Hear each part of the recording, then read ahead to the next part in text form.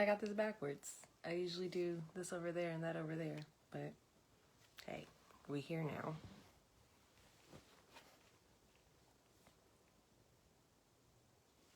Welcome to Reading what Miss Taylor Said. Hello, Facebook. Hello, Instagram. Welcome to Reading what Miss Taylor Said. Hey, welcome in. Welcome in. Welcome to Reading what Miss Taylor Said. Welcome in. Welcome to Reading what Miss Taylor Said. Let's see. Let me go here.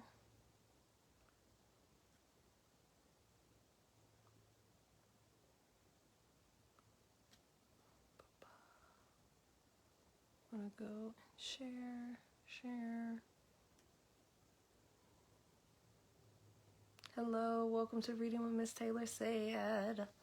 Hello. Thank y'all.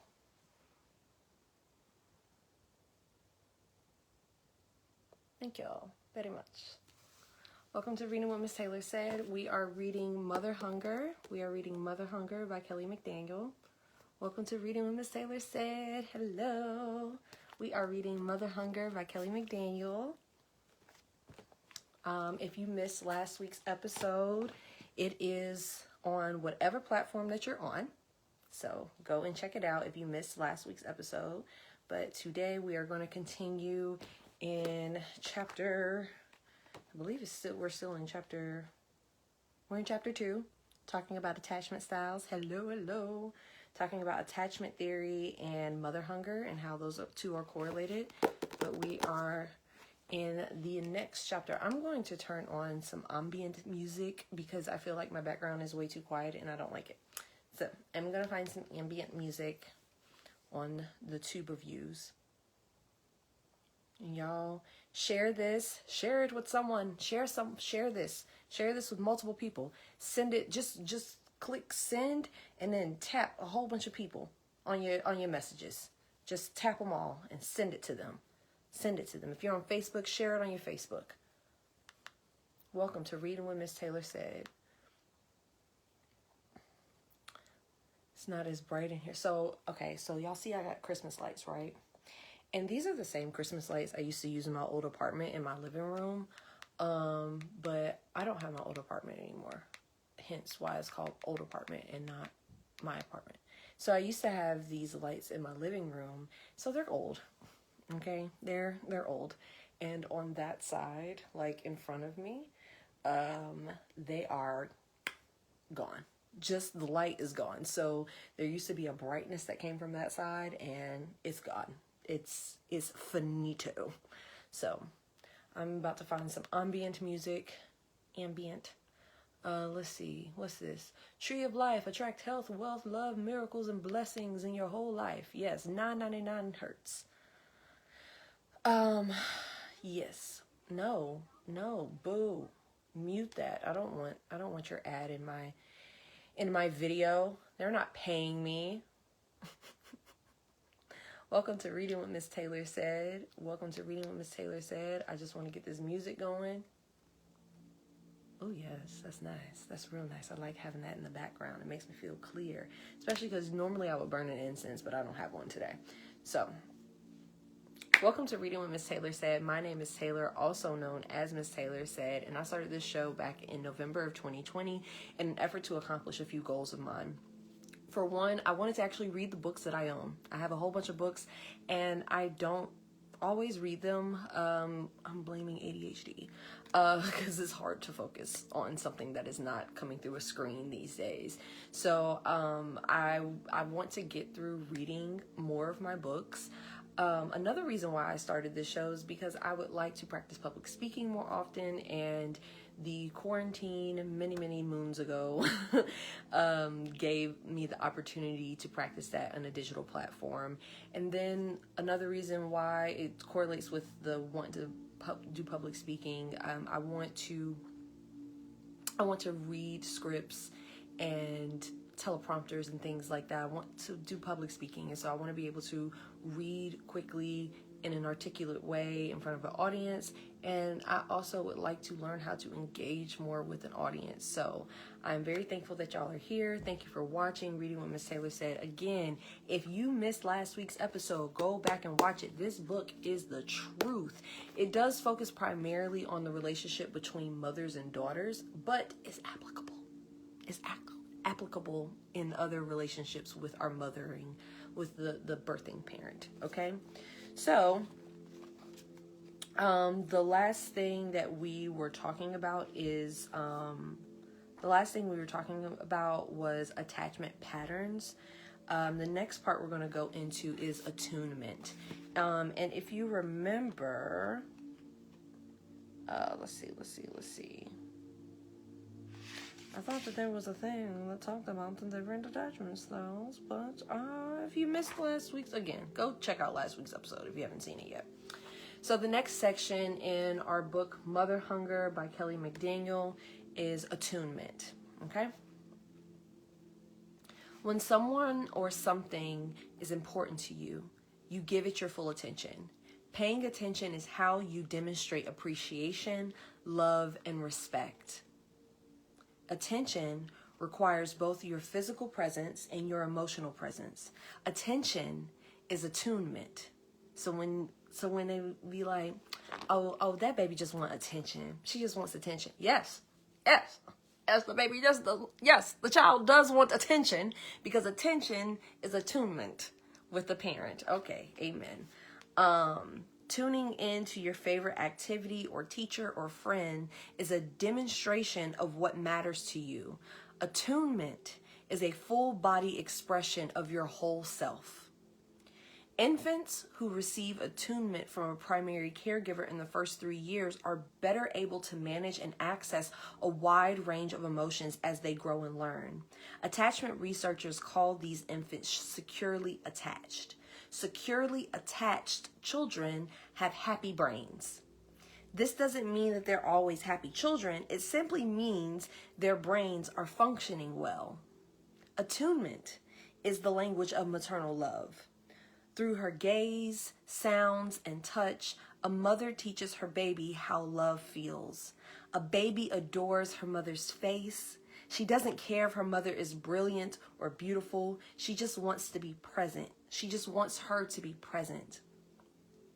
Even if a baby can't yet focus on every detail of her mother's expressions, she feels her mother's attunement. Dr. Edward Tronick conducted experiments to illustrate maternal attunement. In his now famous still face experiment, mothers begin by engaging with their babies in a familiar way. We watch how they enjoy each other, sharing sounds, gestures, and eye contact.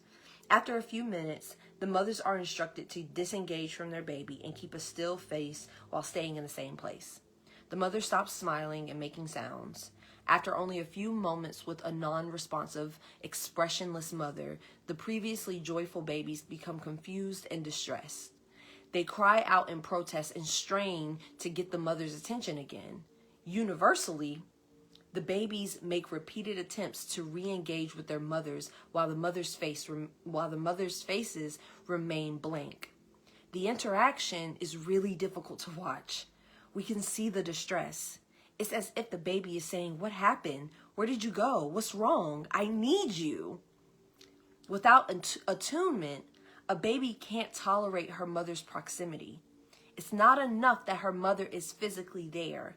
The baby needs her to be emotionally there too. I'm gonna do that right there. The baby needs her to be emotionally there too. Fortunately, in the experiment, the mothers make fast repairs. Otherwise, this would just be cruel. By reaching for their babies, smiling, cooing, and soothing the distress. The live demonstration between mother and baby shows us how powerful the warm dance of attunement is. These early relational lessons are building blocks for secure attachment and future self-worth. In addition to maternal attunement, we get to see how resilient and adaptable babies are in the still, In addition to maternal attunement, we get to see how resilient and adaptable babies are in the still face experiment. With sensitive soothing, they quickly recover from distress. No mother is perfectly attuned to her baby all the time, nor does she need to be. But tuned-in mothers don't let their little ones struggle too long or too often. Like the mothers of the Tronic experiment, they make timely repairs when they miss a cue for connection. This back and forth between a mother and her baby builds trust and secure attachment and is essential for the developing right brain. Current research shows us that by her 3rd month, a baby girl is mimicking her mother's sounds and expressions. And by month 4, Beatrice Beebe, PhD, clinical professor of psychology at New York State Psychiatric Institute, an expert on mother-infant communication, documents that infant girls lose facial gestures that their mothers don't have. Beebe's is B-E-E-B-E, so I'm going to say Beebe's. Beebe's research has profound implications for a baby girl whose mother is constantly on the phone, distracted with too many other responsibilities, or simply has a flat expression. A mother's facial expressions not only communicate emotions, but they are also creating the brain's circuitry for her baby. The quality and presence of the maternal gaze is part of this psychobiological process, so we can understand how lack of maternal attunement is an early form of love at adversity. Okay. That was a lot. I mean, but it also wasn't. It makes complete sense that, you know, when I've seen that experiment too. I've seen the videos where the mom is like, hi, baby. And then they go. And the baby looks devastated and confused and stressed out and not understanding, why does my mama act like she don't want me no more? How come my mom is acting like that? And that's not the question that they're asking themselves, because they're a baby. But they're confused. And it's really hard. It really is hard to watch. There's so many things. That's why that journey should not be taken lightly. Because it's everything. Everything. Even the way that your mama looks at you. If she looks at you with excitement and happiness and joy and love, it can change how you're attached to her if you feel securely attached to her as a baby. Anyway, so the next section is called Love is Not Enough. Love alone is not enough for building secure attachment, and shared DNA is not a guarantee that a child feels loved. Attunement translates love into baby language. In fact, regardless of our age, we all experience love from attunement. We attune to the people who matter to us, or at least we try. Many of us struggle because attunement doesn't come naturally. If we weren't nurtured this way as children, we need help learning how to tune into those we care about. This explains the popularity of the mega best-selling book, The 5 Love Languages. In it, author Gary Chapman teaches adults how to express love in ways a partner can feel.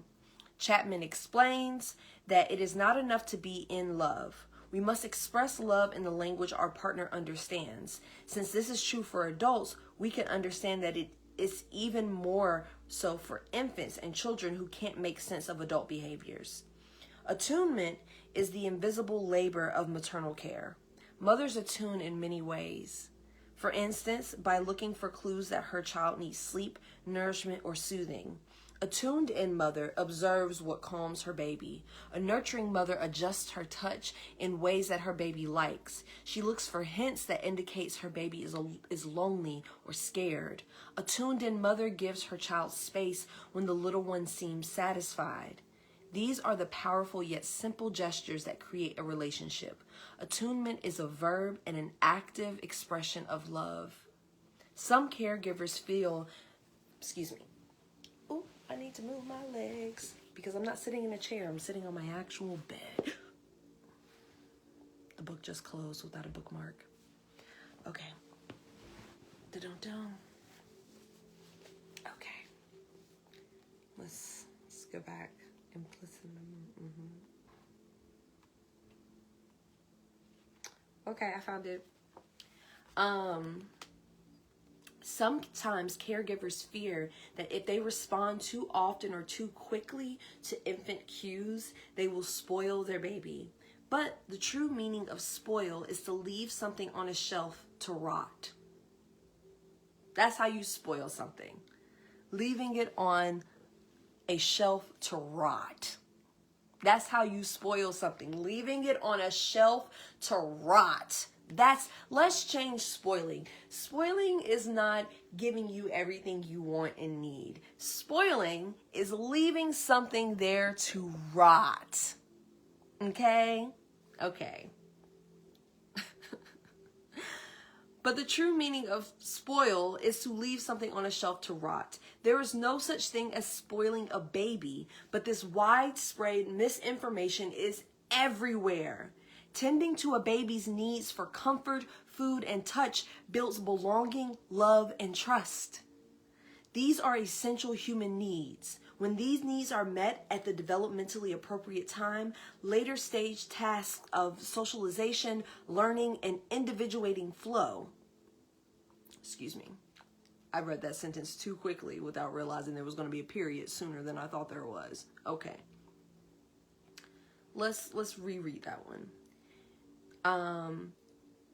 Tending to a baby's needs for comfort, food, and touch builds belonging, love, and trust. These are essential human needs. When these needs are met at the developmentally appropriate time, later stage tasks of socializing, learning, and individuating flow. Attunement builds a healthy, robust nervous system that will allow a child to know herself, explore the world, and form happy connections with others in the future. So, what is secure attachment? The next section is called secure attachment. So, what is it? Nurturance and attunement don't have to be perfect for babies to form secure attachment. All mothers make lots of mistakes when caring for their little ones.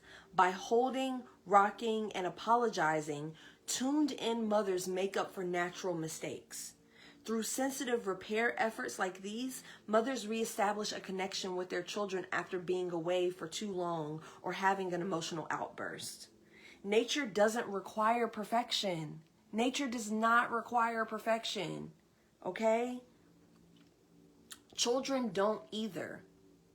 Secure attachment comes from a relational, dependent back and forth between mother and child, implanting the belief that relationships ease pain.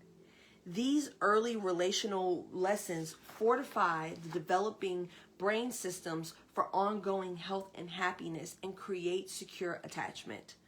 Raising a securely attached child is the magic of mothering, an active work of attunement, and the monumental choreography of supporting a human being.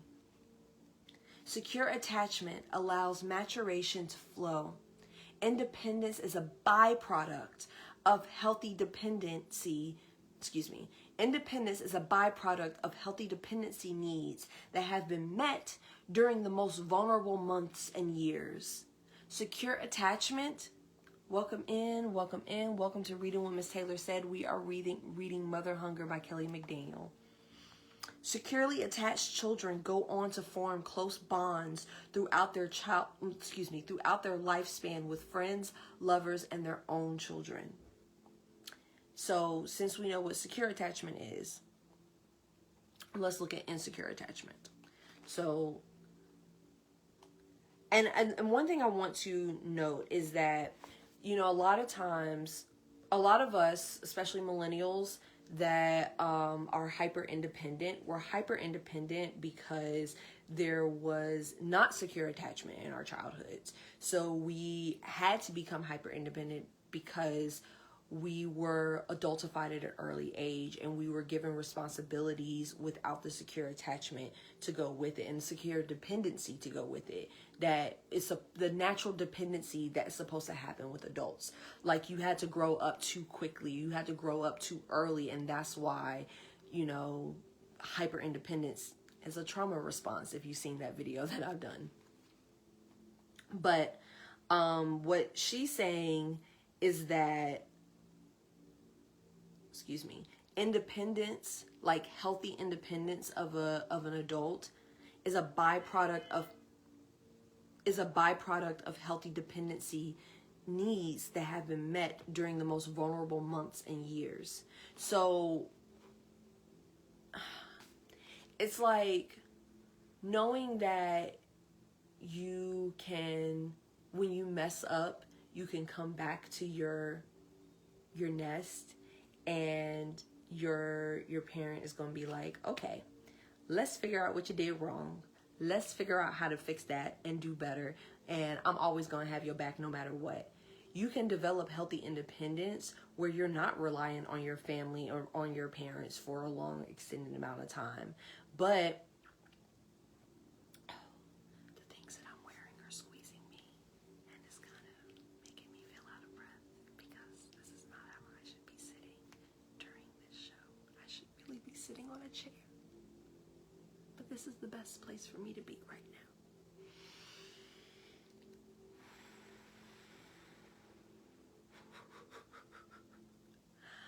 Watch out. Anyway, let me see if I can just scoot up to y'all. Okay. Let me see if I can just scoot up. Okay. I really want to sit back. Okay. All right. You know what? I'm trying to get my, fem type of,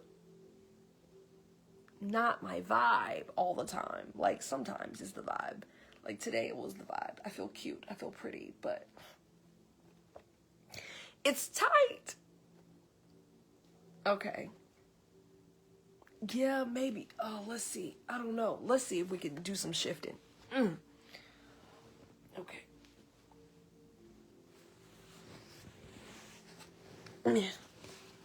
Okay. Hold on. I'm gonna stand up.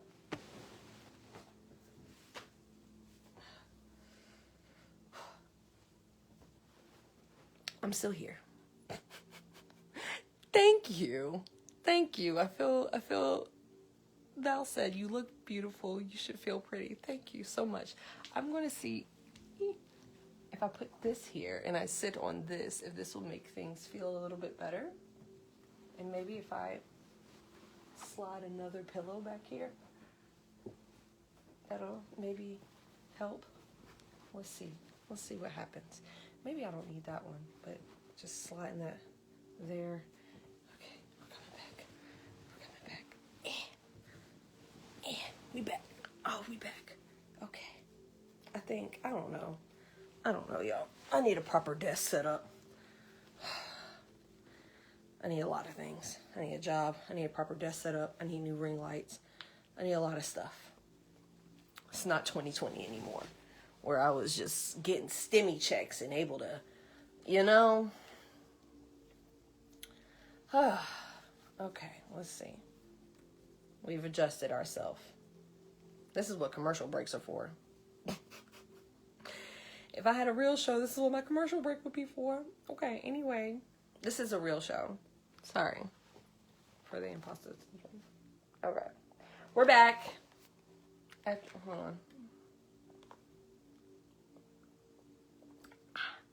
on. We're back. Reading what Miss Taylor said. All right. So, yes, secure attachment style.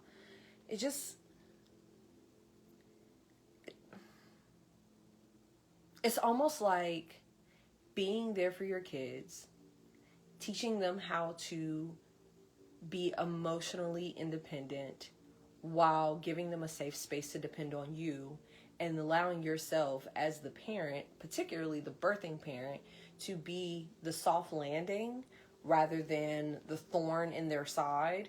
It's almost as if you create a healthier child. Crazy concept. Anyway, let's get back to it. The next section is called insecure attachment.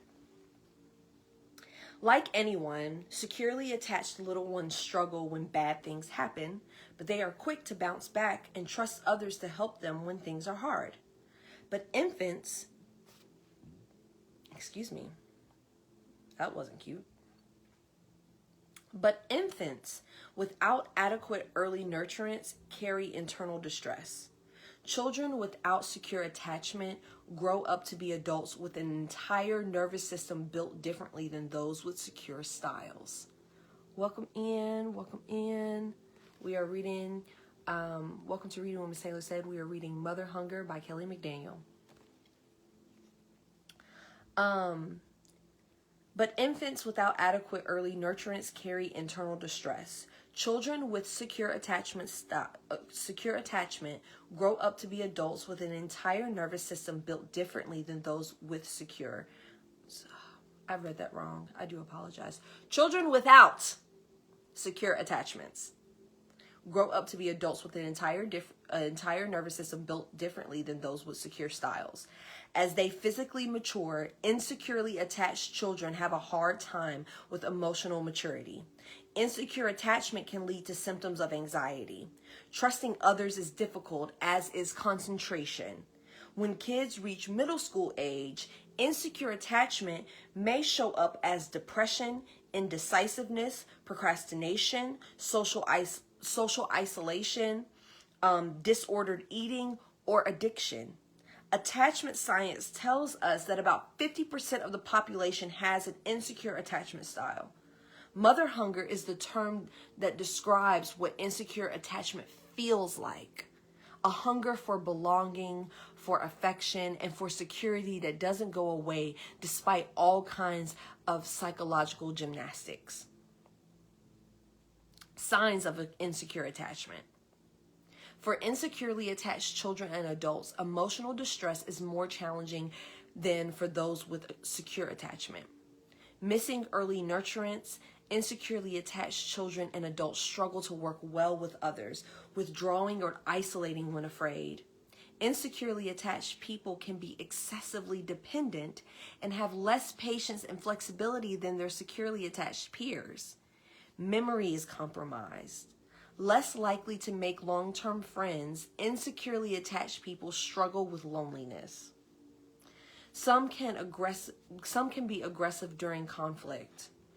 The numbers of people with insecure attachment are so significant that it makes absolutely no sense to pathologize this human experience. In fact, insecure attachment could be considered normal if we dared use such a word. Psychological adaptations to insecure attachment, mental health issues, addiction, and other health problems are about lack of support, not moral weakness. Lack of nurturance damages brain circuits meant for connection and strengthens circuits designed for preservation. It's almost as if having insecure attachment to your parents makes you go into survival mode, so you never really thrive. I think about Generation X and how so many of them were latchkey kids, and how so many of them, like, especially if you watch the ones that have stand-up specials, and they talk about how kids are so soft these days, and kids are so incapable of taking care of themselves, and da-da-da-da-da. Baby, your mama left you. Just sitting up. Oh, y'all mamas left y'all and was like, don't turn on the oven, don't open this door, eat a sandwich, and I'll be there when I get home, and I'll cook something for you when I get home. Maybe. Like, I think, like, and this is not to throw my people under the bus or anything like that, but I think about my own family. Where were the moms? Where were the mothers? Not with their kids. The mothers were not with their children. They was out literally. One of my grandmothers dipped when they was little. They were little itty bitties, and she dipped. Never to be seen again. Saw her again one time. The other grandmother was out here ripping and running. So her kids was with her mama. How can I securely attach to my mother when she's not physically present? How can I securely attach in this world when the person that I came from, whose body I literally came from, is not physically here? How? How? How? How am I supposed to understand the world when the ambassador to my human experience is not physically present? How? How, Slay? Welcome in. We're reading Mother Hunger.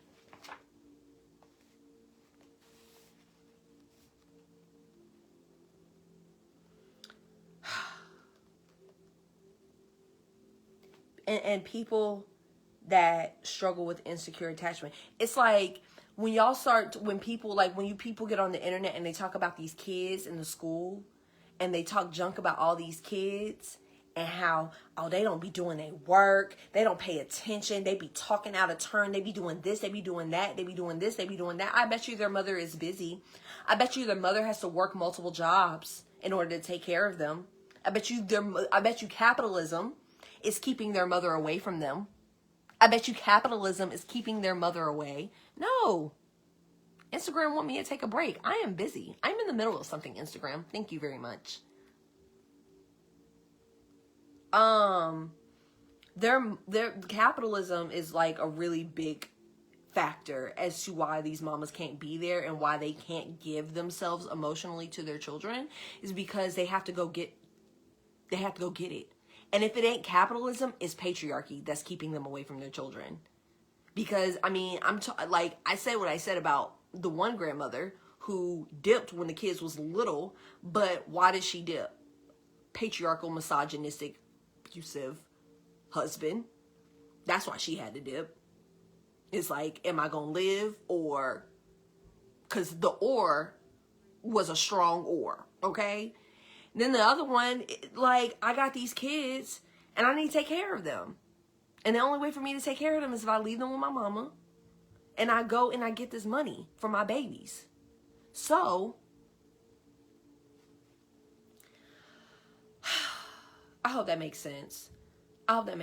It's like, part of it is, it's not always a moral failing of you had these kids that you shouldn't have had and you didn't give them what they needed emotionally. If you are out here trying to figure out how to exist in the world and how to taking care of myself with no children is a struggle. Taking care of myself with no little ones is a struggle. I don't even have little ones to be responsible for. And I'm just like, how, bro? How? Welcome in. I'm so happy you're here. Better late than never. I'm like, how, bro? Barely can get, and then the people got kids? Nah. Capitalism is not built for this. It's not really built for you to have children. So, perspective, context, and all that. Let's get back to the signs of insecure attachment style, though, because we know that capitalism is the problem. Hey, this is episode 87. I love that Sorante keeps up with that. It's episode 87 of Reading what Miss Taylor Said. We're getting so close to 100. I'm gonna do it. I promise I'm gonna do it. I promise. By the time I graduate from my program, I'm gonna have 100 episodes under my belt. Okay? And if you would like to donate to my education, my Cash App is $MissTaylorSaid. Also, Zelle, MissTaylorSaid@gmail.com. Okay? Okay? PayPal, @MissTaylorSaid. If you'd like to donate to my education, because the kid ain't got a job. But I'm trying my best. Okay. Thank you. All right, but back to the text. Signs, I'm going to go back over it. Signs of insecure attachment. We're going to do this again. For insecurely attached children and adults, emotional distress is more challenging than for those with secure attachment. Missing early nurturance, insecurely attached children and adults struggle to work well with others, withdrawing or isolating when afraid. withdrawing or isolating when afraid. Insecurely attached people can be excessively dependent and have less patience and flexibility than their securely attached peers. Memory is compromised. Less likely to make long-term friends, insecurely attached people struggle with loneliness. Some can be aggressive during conflict. The number of people with insecure attachment are so significant that it makes absolutely no sense to pathologize this human experience. In fact, insecure attachment could be considered normal if we dared use such a word. Psychological adaptations to insecure attachment, mental health issues, addiction, and other health problems are about lack of support, not moral weakness. Lack of nurturance damages brain circuits meant for connection and strengthens circuits designed for preservation. In this way, insecure attachment is set up for potential ongoing loneliness. Insecure attachment explains the common experience many of us share, the craving for something or someone to ease the pain of isolation. Absence of maternal comfort and protection can form an attachment injury before higher functions like explicit memory, cognition, and logic are developed. It's difficult to talk about something we can't remember. Women with insecure attachment describe feeling heavy, numb, or agitated without knowing why. Struggles with symptoms of depression, dysthymia. I ain't never heard of that one. I'm about to go look it up. Hold on. I'm going to type the word dysthymia. Oh, there we go. There it was. How do you spell it? Hold on. Yeah, there we go. Look up. Dysthymia, also known as persistent depressive disorder, is a mental or behavioral disorder, specifically a disorder primarily for mood, consisting of major cognitive and physical problems. Persistent mild depression. Okay. Cool. I know that now. Okay. So struggles with symptoms of depression, dysthymia, or generalized anxiety are common. Third-degree mother hunger, which we will discuss in Chapter 8, shares symptoms with bipolar disorder and borderline personality disorder. Mother hunger clears up confusion around these symptoms, illuminating the inner heartbreak beneath them. Women with secure maternal connections can't relate to the despair and shame that go with mother hunger. It's not because they aren't well-meaning or don't have periods of grief. Securely attached women simply don't have mother hunger. It is unimaginable to them. They lean into the warmth of their mothers when life is hard, and they celebrate the happy times together. They ask for help when they need it. Securely attached daughters share milestones and other joys with their mothers, whether a marriage, a promotion, a simple recipe, or the birth of a baby. The ongoing interactions between mothers and daughters remains an intimate, formative part of life. Insecurely attached women, on the other hand, can't relate to warm mother-daughter relationships. They learned very young not to go toward their mothers when they were frightened or sad, and sometimes even when they were happy, because they knew that joy might threaten their emotionally fragile mother. Women recall nicknames that made them feel needy and ashamed, as if they were too much work for their mothers. Some talk about being pushed away when they needed a hug. Others felt overwhelmed with their mother's neediness. Without healthy maternal nurturance, little girls may grow up with an implicit, embodied sense that I'm alone and it's my fault.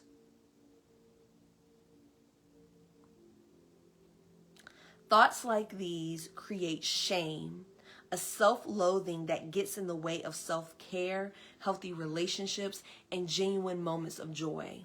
Shame feels like a locked cage. Dr. Jean Baker Miller coined the term condemned isolation to describe this experience of isolation and shame. Sarah Payton, author of Your Resonant Self, calls it alarmed aloneness. The fact that there are multiple names to capture the agony of shame and isolation shows that you are not the only one if you struggle with this pain. In my years in practice, I have yet to treat a securely attached woman for mother hunger. But I have had lots of opportunities to explore the diversity of insecure attachment. Insecure attachment is generally divided into two categories, anxious or avoidant. We will cover both types here. Disorganized attachment, a rich, complex category sometimes called fearful avoidant attachment, is often overlooked or misunderstood. For this reason, I will cover disorganized attachment more thoroughly in Chapter 8 as it applies to third-degree mother hunger. Attachment style categories are helpful when conceptualizing human behavior, but keep in mind that they were created for research purposes, not to label us. Learning about and understanding the different nuances of attachment is simply for your own awareness. Is simply for your own awareness, Awareness brings that light bulb moment when an implicit memory suddenly makes sense and can travel into the part of the brain that gives you access to logic and change. This is how you rewrite a story for healing. As we review avoidant and anxious attachment, it's helpful to know that no one fits completely in either category. In fact, your attachment style can fluctuate depending on who you are in a relationship with. So, let's see. It is 4:44 on the clock. Angel numbers. We love those. Let's see.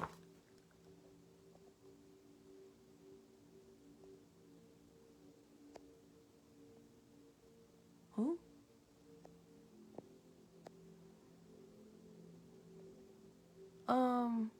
Is that a scammer on the loose in my comments on Facebook? It looks like it is. It looks like we have a scammer on the loose. There's a scammer on the loose in the Facebook comments. Don't do it. Don't bite. All right. If you're just now joining us, we are reading Mother Hunger by Kelly McDaniel. Welcome to Reading What Miss Taylor Said. We're going to go, let's see how much is left in this chapter. Oh, let's go ahead and finish the chapter. It's only a few more pages. We're going to go ahead and finish the chapter, and then we will pick up next week, okay? So let's go ahead and finish this. The next section is called Avoidant Attachment. So we're learning, we've got secure attachment, insecure attachment. Insecure attachment categorizes into avoidant and anxious. So let's talk about avoidant attachment. Children with avoidant attachment learn to shut down their feelings at a very young age. Most create emotional space from people as a defensive measure, a way to avoid rejection or suffocation. As adults, women with avoidant attachment tend to be linear thinkers. Discussing emotions or feelings makes avoidant folks very nervous. This attachment style is often referred to as dismissive, because in the process of shutting down our own feelings, we struggle to relate to how others feel in a genuine way. I have found two primary ways that avoidant attachment occurs. The first way is undermothering. What is happening? What is happening? Who are these people? Who are you? Who are you? You gotta... Ben. No. Get out of here. Get out of here. Who are you? Get out of here. Get these scammers out of here. Get these scammers out of here. What are they doing? Sorry. So over on Facebook, we had some people hitting the comments on some like, I got an energy from you, and email me, message me, and I can give you a reading. We don't do that. We don't do that here. We don't do that here. We don't do that here. We don't do that here. No one will ever, anyone who's a real reader will never reach out to you for a reading. They will never reach out to you for a reading. Okay? If you were supposed to get a reading from someone, Spirit is going to lead you there. Okay? So I banned them. Get out of here. Bye. Undermothering. Undermothering is the first primary way of avoiding attachment that Kelly has identified. So, undermothering, the primary caregiver was frequently unable to respond. She abandoned her child too early and too often, leaving unrepaired separation distress that damaged early bonding. The absence of nurturance required the child to surrender efforts to reach her mother. If no one else came to soothe her distress, the avoidant personality structure began as a way to shut down the need for human comfort and tolerate the intolerable. Period. Sorante said he get readings from Miss Taylor Said only. Welcome to Reading with Miss Taylor Said. And I also do readings as well. So if y'all want a reading from me, email me at MissTaylorSaid@gmail.com. I actually do divination readings. So if y'all want a reading from me, email me. But I'll never reach out to you for one. Okay? What is happening? What is happening? Who are these people? How are they getting my live? How are these people getting in here?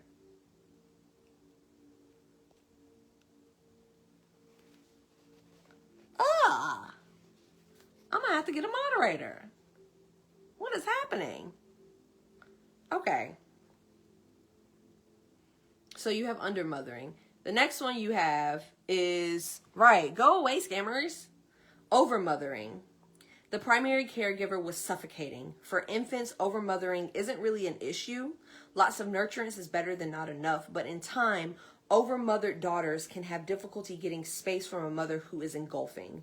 In clinical circles, we call this phenomenon enmeshment. Enmeshment happens. Do y'all remember enmeshment from adults, children of emotionally immature parents? If you do not remember, I don't remember what episode we talked about enmeshment on, but that was in there. Okay. In clinical circles, we call this phenomenon enmeshment. Enmeshment happens when a mother's need for companionship and affirmation overwhelms her child's capacity for autonomy and care. This role reversal asks daughters to nurture the mother instead of the other way around. My life in the sunshine. Enmeshment is an insidious form of neglect.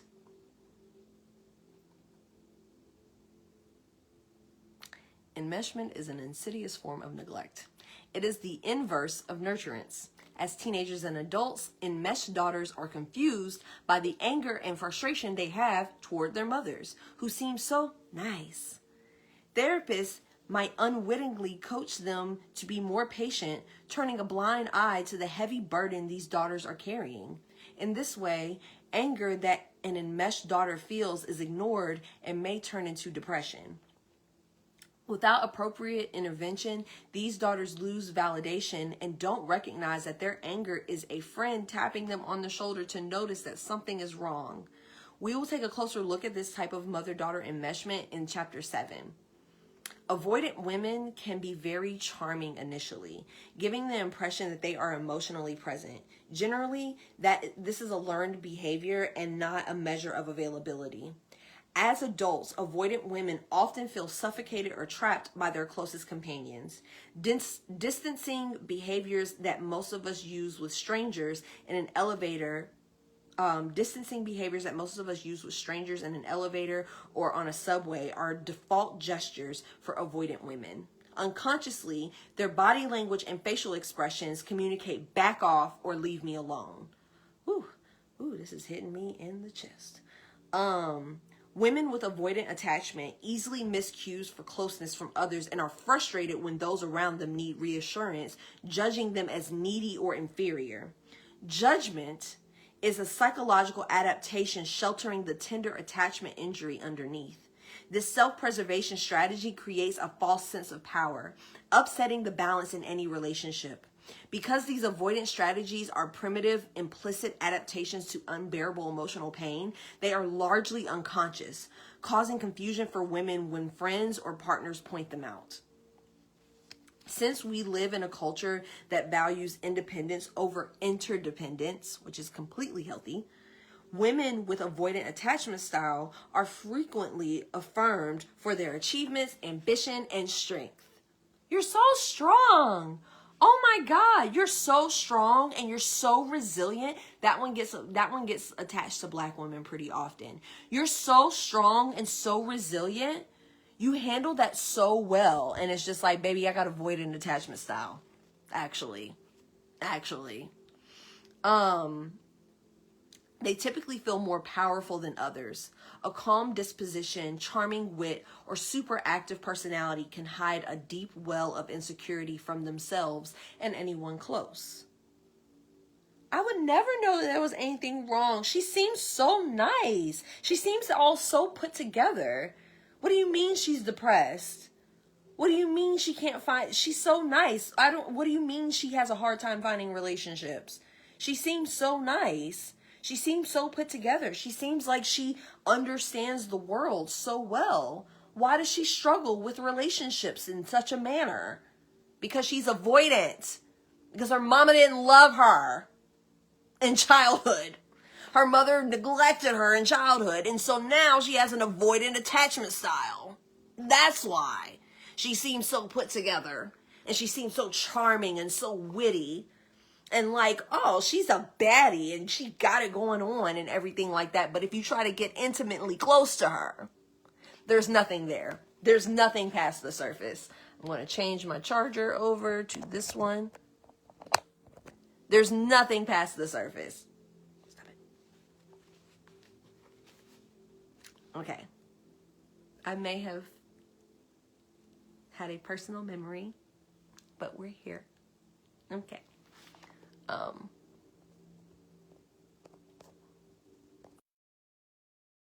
To do the thing. Okay, we're back. We're back. Stop it. Stop it. I need a new ring light. This one is all flickering. It's bothering my eyes. Stop it. Stop flickering. Stop it. Oh, man. Okay, well, that's just what's going to happen. Bro, if this goes out, I'm gonna be sick. All right, let me hurry up. We're almost done. Okay. Women with an avoidant attachment style are typically attracted to people who are more anxiously attached and more invested in the relationship in an unconscious attempt to maintain control and the illusion that everything is okay. This is how they get their needs for closeness met without asking. Asking for connection requires vulnerability, and emotional vulnerability isn't tolerable for women with avoidant attachment. Ooh, this is hitting home right now. Avoidantly attached women believe they are actually stronger and more independent than they are. They get bored easily and they use their friends and partners to generate energy and activity to keep them engaged. For these reasons, women with avoidant attachment can take a long time to identify mother hunger. It generally takes a crisis for an avoidantly attached woman to access her sadness and vulnerability. The threat of a significant loss, such as a relationship that really matters to her or a career opportunity, touches her deep fears of abandonment and causes an avalanche of sorrow that may spur her toward healing. And I hope it did. I hope it did. I really, truly hope it did. Now let's get into my category, anxious attachment. That's me. Anxious attachment. And I usually attract and have friendships and relationships with avoidant attachment because I was raised by an avoidant attachment person. I was raised by a gang of avoidant attachment people, but particularly one. Anyway, sorry, it's just getting me in my, it's really sparking up some thoughts in my brain that I will not elaborate here, but I'm definitely going to call somebody later on to read them this section again. Anxious attachment. Unlike avoidantly attached women, women with anxious attachment know something is off with their relational patterns. They typically feel ashamed of their emotional needs. When culture devalues relationships and connection, the anxiously attached woman gets labeled needy, clingy, or dependent as she tries to bond with others. Me. That's me. In truth, women who are anxiously attached have cravings for closeness that are hard to satisfy. However, this isn't pathology. It's simply a form of mother hunger. Anxious attachment happens when mothers aren't tuned into their daughters in predictable ways. Mothers who have difficulty showing affection or have frequent unexplained mood swings create anxious daughters. Overly rigid and perfectionist mothers may also create anxious daughters. Mothers who feel overwhelmed by a child's natural needs have facial expressions and body language that may cause a daughter to feel hurt and ashamed, leaving behind the question, am I lovable?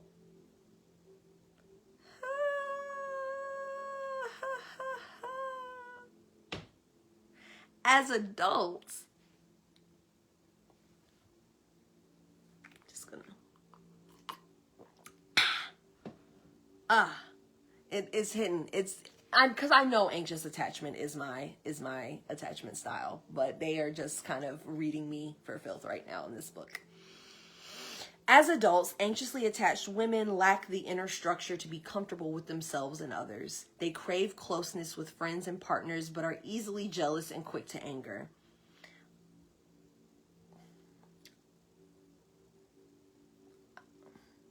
Easily jealous is strong.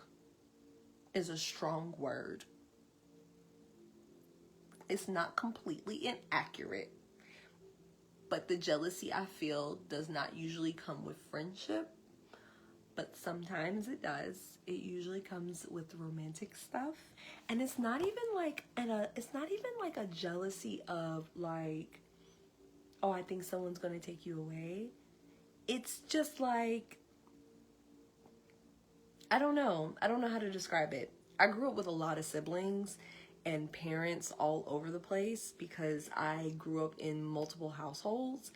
And so it's like, if somebody else is getting the time, that means I'm not getting the time. And I already feel depraved of time to feel securely attached. So,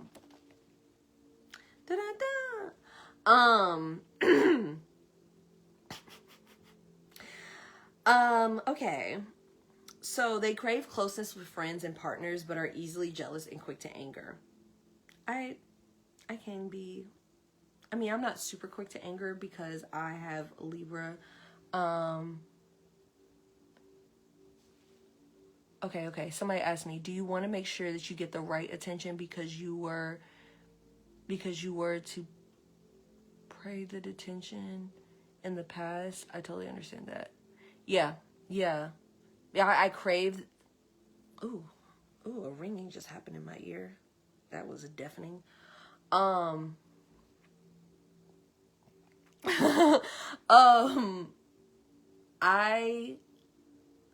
have 9 siblings, and I have 4 parents.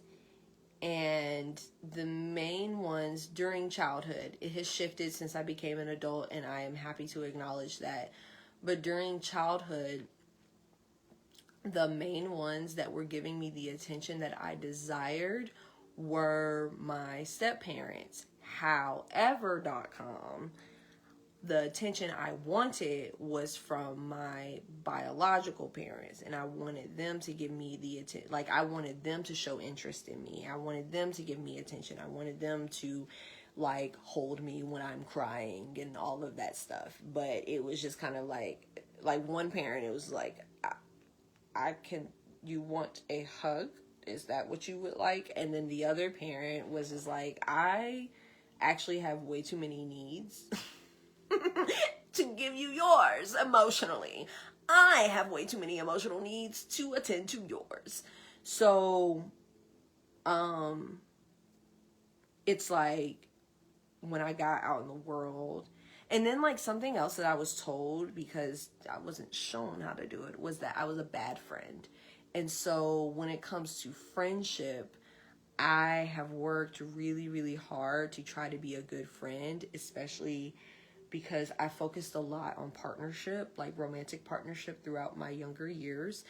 And I focused on being good enough for that, because the way I grew up, I just kind of thought, well, if I could secure a partner, then I can secure somebody that's going to do this life with me, you know. But that's not realistic. And it's crazy because I was like really out here in like high school and early college, and I was just like, yay, we're together. That means we're going to get married, right? Because marriage is what you're supposed to do, because that's how you have people. That's how you build family. And it's like, girl, we are 18. Relax, please. Chill out. I'm not going to be your husband. What do you mean? I just want to live my life. Whole time, like, sorry, I'm getting off on a tangent, but I'm just thinking about how, like, I was so eager to slap major titles on people because I wanted them to stay. And I was tired of people leaving. And it was like I had one parent that during childhood would leave physically, and then the other parent would leave emotionally. And then I was only able to rely on the people that they married for those things, for physical presence and emotional presence. And then it's like the people that I was getting that attention from, they also had to share that attention with other children. And so having to share that with other children, I'm like, but I need this. What are you doing? I come back. I have my needs come back. And so in adulthood, that's how it translates. Anyway, I'm going to finish this up because it's after 5 o'clock. And quite frankly, I'm hungry. So, I mean, we're so close to finishing the chapter. I'm just going to go ahead and wrap this up. As adults, adapted to deprivation, they have learned there's a limited love supply. Right. Okay. So as adults, anxiously attached women lack the inner structure to be comfortable with themselves and others. They crave closeness with friends and partners, but are easily jealous and quick to anger. Adapted to deprivation, they have learned there's a limited love supply.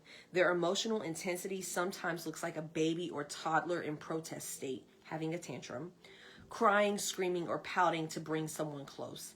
Anxiously attached women may rage, pout, starve, or seek revenge when they detect abandonment, even by their daughters. Women with an anxious attachment style have the same need for autonomy as anyone else, but they don't feel it. For them, being alone is torture, and the concept of restorative solitude is unimaginable. Now, I will say that I have spent, especially the last 4 years, but really the last like 8, but I'm going to say the last 4 years, really valuing and understanding the value of solitude and being by myself, and understanding how valuable I can be to myself. So I love being alone now. Like, it is my fucking favorite to be alone. But I love my people too. And I don't really have a lot of people around anymore because I am a blast by myself. And I don't want people around unless they're going to enhance the by myself experience. So I don't really hang out with nobody. And also, I ain't got no fucking job, so don't nobody want to hang out with the broke-keeping broker. But I really enjoy being by myself, and I will choose that every time. And it's almost like I'm not like crossing into avoidant land. I just really enjoy being myself, and I value that now. Yeah, I'm super happy in solitude. Like, I miss my old apartment for that very reason. Because I used to be in there by myself, having a blast, blasting my music, in the mirrors talking, like dressing up, changing my outfit 4 or 5 times a day. It was a joy. Honestly, what would have made it better is having cameras set up around the house to live stream it to other people, because I am a blast all by myself. Love it. Mwah. Type tier. But I have not always felt that way. Anyway, I'm going to keep going. Women with an anxious attachment style have the same need for autonomy as anyone else, but they don't feel it. For them, being alone is torture, and the concept of restorative solitude is unimaginable. But in the next section, change is possible. Let's see. Okay, I muted myself for a second there. Sorante says, also I hang with people whether they have money or not. I learned last year it's about the people, not the money. I would rather have people I enjoy around. Same. And I say that it's because I don't have money, because it's like people, I can have people around me and enjoy people. Listen, most of my friends' enjoyment with me has been the without funds Taylor. Let's be real. But I don't live alone anymore, and I would like to go out and spend time with people that way. It is much harder than it used to be outside without money. They are making it infinitely harder to do that. So that's part of why I feel the way that I feel, because I don't want to go out at night and be at the bars. So just, it's kind of hard to, unless you're like just going to walk around a park or something. Anyway, I also have not been putting forth as much effort as I should to socialize, because I've been recovering from losing my home for the last year. So, you know, I'm getting back to it. Next section, change is possible. And this is the last one, and then I'll see y'all next week, okay? Although we each have a dominant attachment style, we can change a bit based on the particular relationship we find ourselves in. For example, even if you are naturally avoidant in relationships, if your best friend needs a lot of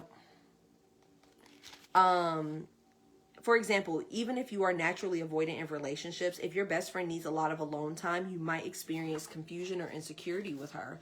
Likewise, if you identify with anxious attachment, you might feel suffocated in a relationship with someone who also has an anxious attachment style. Regardless of your attachment style, it's very possible to create what researchers call an earned secure attachment. In other words, you can change your attachment style. As you restore and reclaim the maternal elements you didn't have, you can build a new sense of security.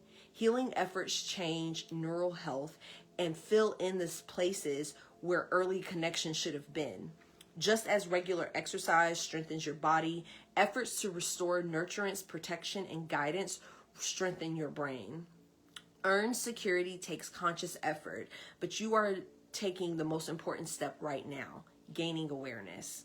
Many women earn security with help from a therapist. Some build an inner sense of security with the support of good friends, partners, and even pets. And plants. Okay. Depending on the severity of your mother hunger, the ingredients for enhancing your attachment style will vary. You might be interested in an online version of the experience in close relationship scale to take a closer look at your attachment style, and they offer a website. We will take a comprehensive look at what healing looks like in chapter 9, but helpful practices are included throughout the book. In the next chapter, we will explore the essential element of maternal nurturance, which has a dramatic impact on how we develop an attachment style and whether or not we know what love feels like. I am so excited to continue learning. The next section is called Nurturance. Yes, I'm really excited to continue learning. I'm really excited to continue this book because I'm being validated in my experience, and I love that. I hope that others are also being validated in their experience. My bookmark is way down there, so I'm not going to do it. I also love talking about attachment styles because I don't love talking about attachment styles because I feel like there are more nuanced attachment styles. We just don't really have names for them.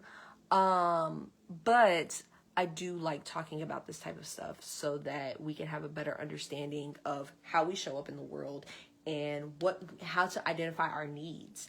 Because if we can identify how we attach in relationships, and we can become aware of all of these behaviors that we may have as a result of something that, comes from our implicit memory, then we can we can continue to identify our needs and then ask people to give us what we need, and then kick people to the curb that don't want to do it.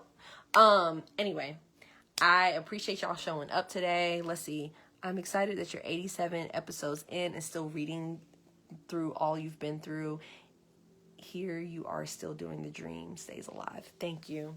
Thank you. I'm glad to still be doing this. It feels, I honestly, y'all, I was going to stop doing reading what Miss Taylor said. Like, that was something that I was just like, I'm not seeing any, I didn't feel like I was seeing any fruit from it. I didn't feel like I was seeing any benefit from it besides, oh, okay, well, I'm making something, and making something is better than making nothing. But like, y'all are still here. Y'all still show up. Y'all are still in this with me. And I'm very, very grateful that y'all are still doing this and that y'all are still coming to the lives. It means a lot to me, and I'm doing my very best to express myself creatively. There have been some significant changes in my life since last year. You know, I lost my home. I lost really significant relationships that I depended on. I, like, all of this stuff that they're talking about, like, I depended on those things in relationships as well. And being in a space now where I am learning how to separate myself from the dependencies that I have because of my anxious attachment style. Like, even one thing that I'm doing that it's like, it may not seem like a big deal, but it is for me, because I have, like, my identity and who I am and how I understand myself has depended heavily on a music artist and how they show up in the world.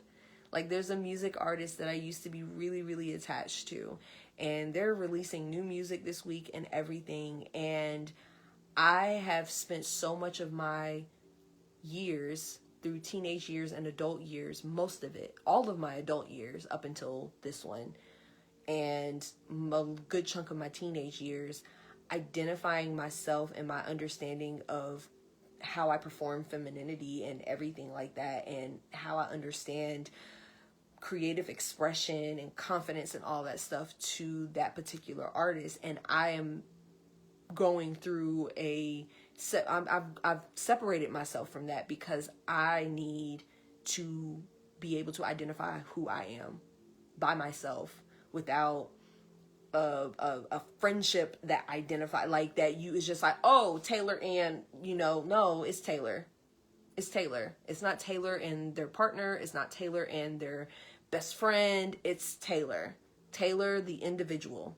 Miss Taylor said, you know, Taylor is who you see first, and who you have an understanding of, and who you perceive. And I don't want to be identified by other people. I just want to be identified for who I am and how I show up in the world.